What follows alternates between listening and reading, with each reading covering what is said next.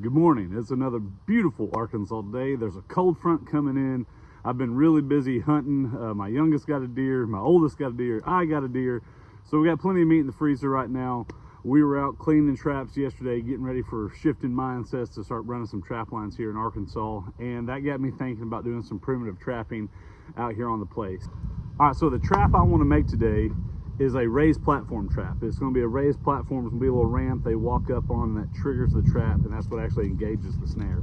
So we're going to use a spring pole in this system. So it's either we can either target their feet if we want to do that, or we want to target their neck. However we want to set it up, we can do multiple ways. I'm going to show you. But primitive trapping is illegal like in 99% of places, okay? So we're going to set the trap. I'm going to show you the knots I would tie and that kind of thing, and then I'm going to take the actual snare part off of it, so we don't do an improper catch or kill something we're not supposed to. So this is really a test of the trigger mechanism, right? So we're going to set everything up just as we would. I have another camera that I'm going to leave on site to actually watch the set for us. That way we can get some footage of an animal actually triggering the device. That way we know our theory is sound, right? That our practical application will work in the field if we want it to. We're in a low water crossing spot right here. There's a creek right here behind the camera. There's another creek over here. I've caught raccoons and possums here before.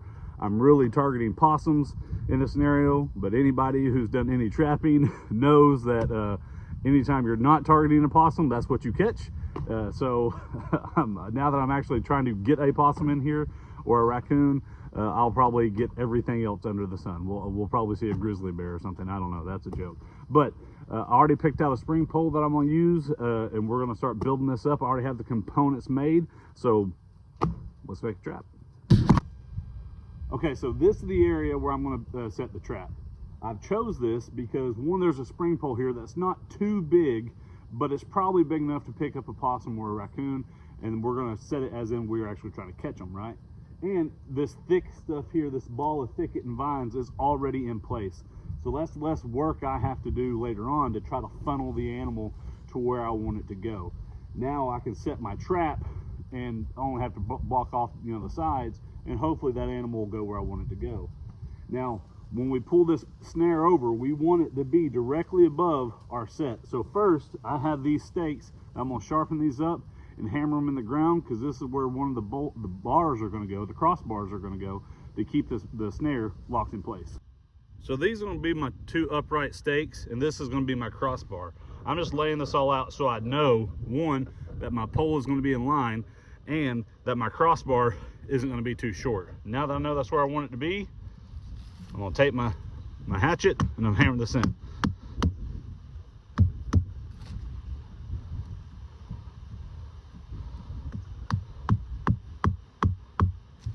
Now that crossbar is going to go something like that. All right, so all I did here, I got my trigger stick and I tied a marlin spike hitch with the lark's head on the end of it, so this won't go, flinging off into the stratosphere when that trap gets set. And I tied a figure 8 on a bite here, just so this is where I'll tie my snare if I was using wire or something like that. That way I don't have to mess with the setup so much. I could just change out my snare. So when we're using this, we want to go underneath here, and we want to make sure the knot is towards the crossbar. That way this is wanting to spin this way, and you can see I'm gonna have to dig this out some. My trigger's a little too long. That's all right, I can fix that. No problems. See if we can get it. Yeah, now we got a good rotation, but see, we want that to spin away from us. That way when the bottom crossbar is underneath and this is under tension, it keeps everything. And I'm going to slowly let go to make sure the trap is set right. And there we go. Our platform's right here. We're going to put a step.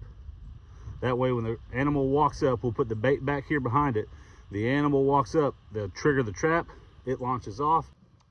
Okay, so for my snare, I'm going to tie a simple poacher's noose, taking my bank line, take a bite of rope, take your tail in here, and you're going to wrap it around twice. One, well, let me get a little more here. One, and then two. All right, see, so we have these two loops here. I'm gonna take my tail end and go back through those 2 loops I made. I know that's hard to see. I'm gonna cinch that down.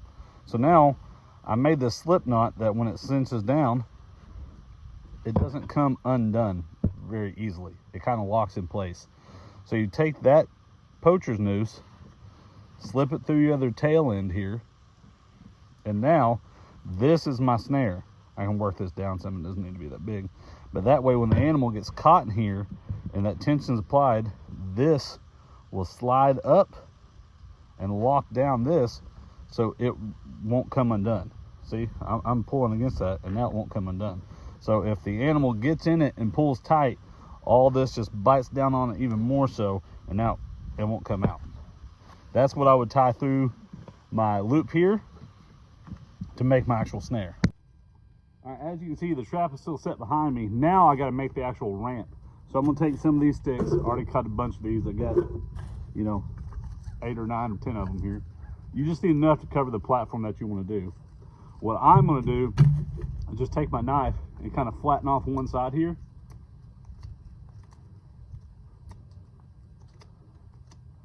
That way, when I set it on the trigger, it won't roll around as much. It'll be more solid. I don't want that trigger shifting around too much on the animal. And that way, they're more likely to step on it, right? And possums probably ain't that bad, but when you think about coyotes and stuff like that, foxes, they're really sensitive to where they're gonna put their feet. So we wanted to make sure this is pretty solid. All right, now that we have our ramp sticks made, we're just gonna set these right here. I'm gonna try to clear some of this out, because like I said, I don't want this moving too much.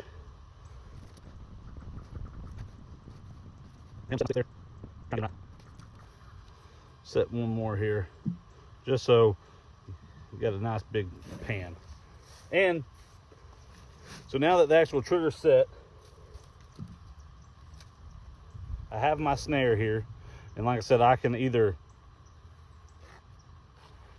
set this right here and have this tied off to my string above, or I could rig it up to something like this to where if the animal sticks his head in, it catches him by the head. All right, now that we have our trap set, right, we're gonna bait it. And I have some delicious sardines and mustard sauce. I like them, possums like them. Why not? Everybody will like them, okay? So I'm gonna place that in the back behind the ramp, and then I'm gonna brush in those steps with all this leaf litter and stuff like that so it's not as obvious as a ramp, and just start blocking everything off to where the animal has to go to where I want it to go. So I'm gonna dump out some bait and start brushing everything in, then our trap will be set.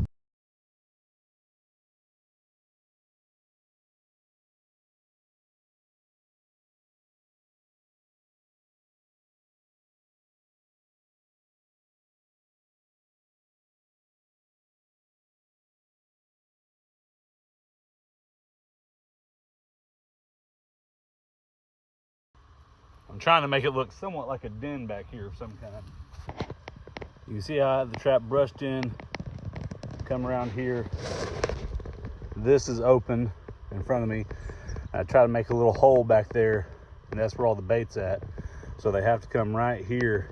I added the orange tape, so when I set the camera up, hopefully we'll be able to see that tape go flying, and that'll be where our snare would be.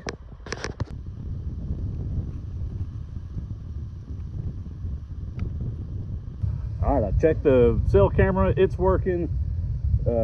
I got that set up back there. You can see the orange. I like that. I like that I can see that. And we're gonna let it sit a couple days, and hopefully I'll have some footage. It's a big cold front coming in right now, so maybe critters will be up and moving tonight. Maybe we'll get some footage. Maybe something will set the trap off tonight. That'd be awesome. But we'll give it a couple days. We'll see what happens.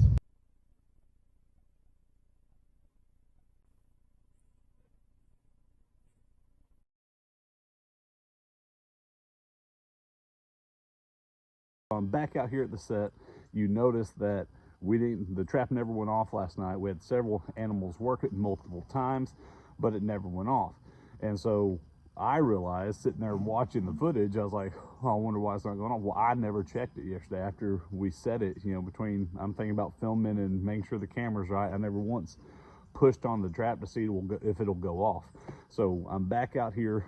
We're gonna make whatever corrections we need to make sure the trap actually engages, rebait, try it again, see if we can get something happen tonight. Yeah, see, even if I can push down on it and I can't get it to go off, something is binding up that trigger. Try to move some of these sticks out of your way. After I got down this crossbar was caught on this root and it wasn't letting it go down on the way. It was kind of twisted in here. The knot is towards here. See how I shortened up that trigger a lot more? And so our ramp's a lot higher now.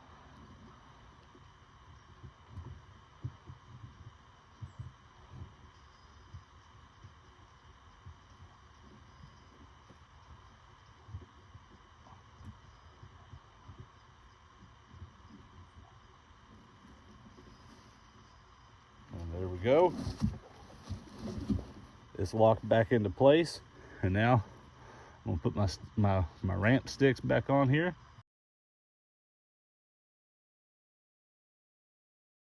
Now we got everything that's higher off the ground now.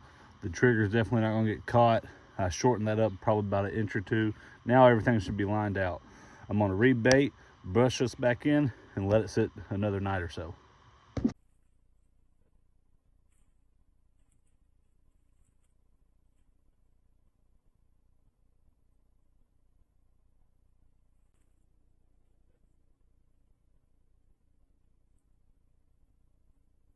All right, so there you have it, folks. It actually worked. You've seen the trap trigger. Now that camera only records about 10 seconds of footage at a time.